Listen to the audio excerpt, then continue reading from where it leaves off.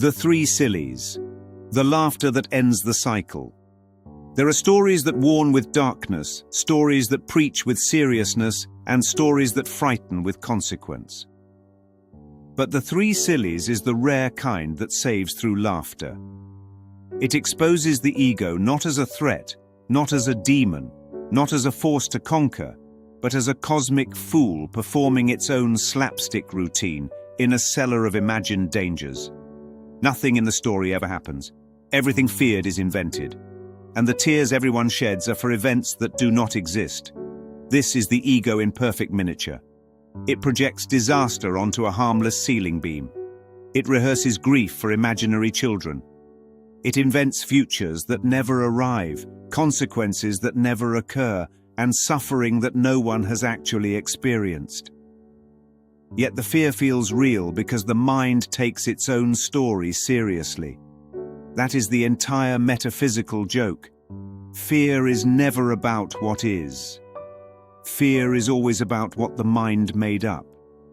And once the mind makes it up, it cries as if the imagination were a fact. The cellar, fear before anything exists. The girl walks into the cellar to fetch cheese or cider. She sees an axe or mallet that has been sitting harmlessly in a beam for years. Nothing is moving. Nothing is falling. Nothing is threatening her. But the ego doesn't need an event. It only needs an image. From that image, it constructs catastrophe.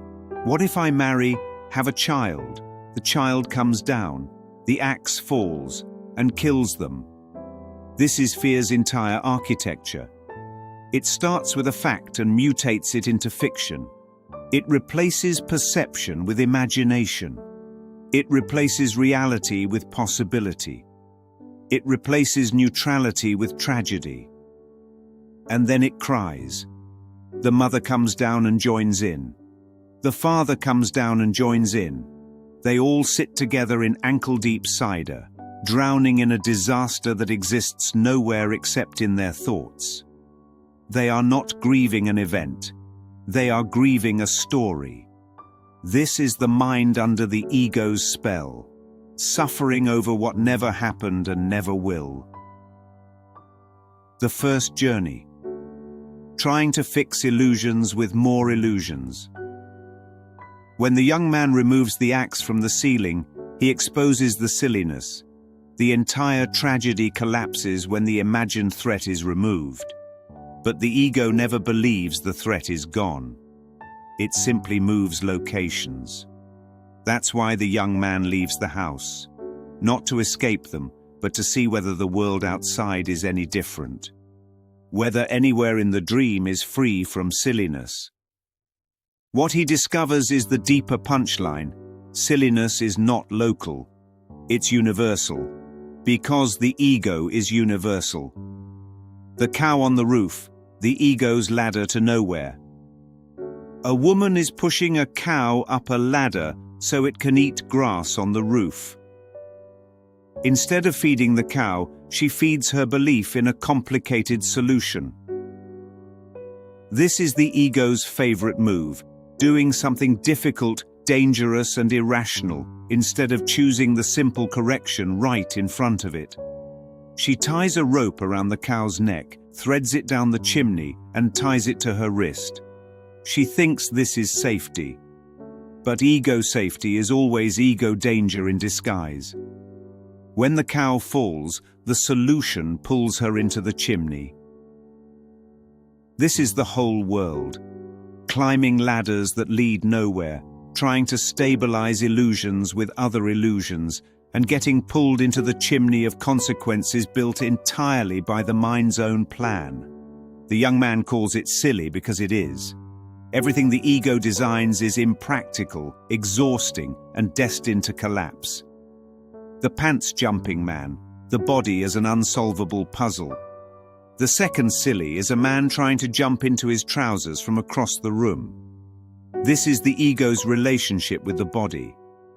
It treats the body like a puzzle that must be solved, an object that must be controlled, a device that must cooperate.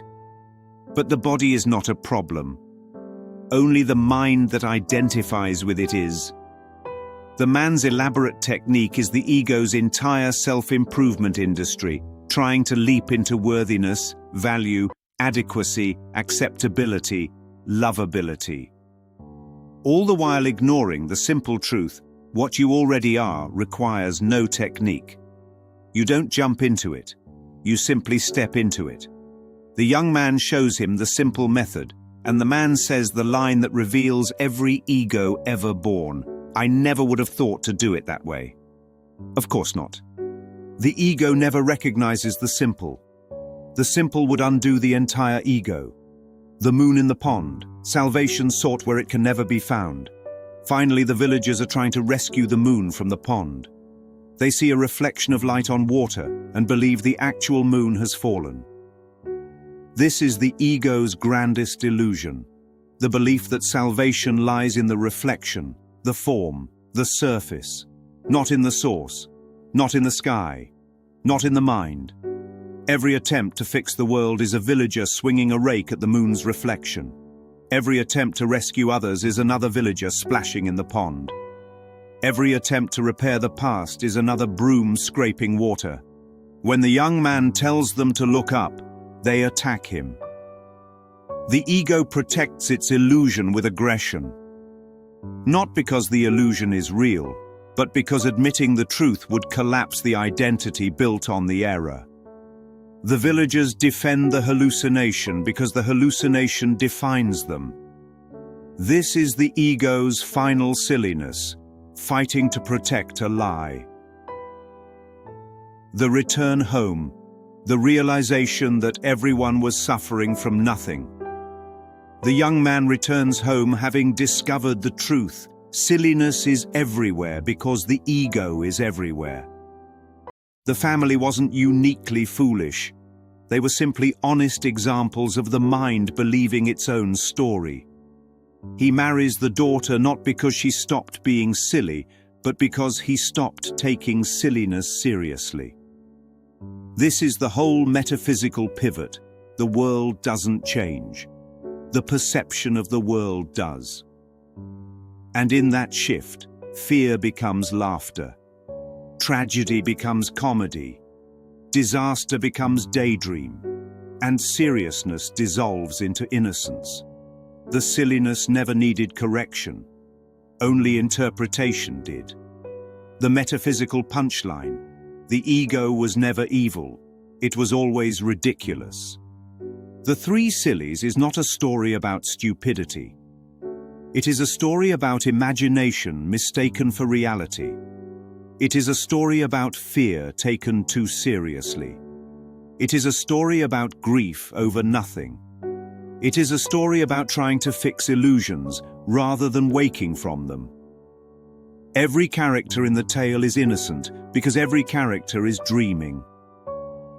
They are guilty of nothing except believing their own thoughts, which is the only error that ever needed forgiveness. And forgiveness here is not solemn. It is laughter. The laughter that ends the cycle. The laughter that exposes the dream. The laughter that shows no harm was ever done.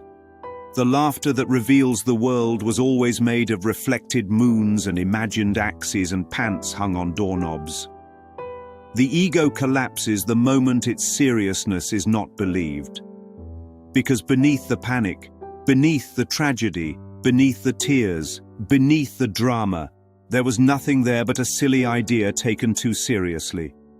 And when the silliness is seen, truly seen, fear vanishes, and only laughter remains.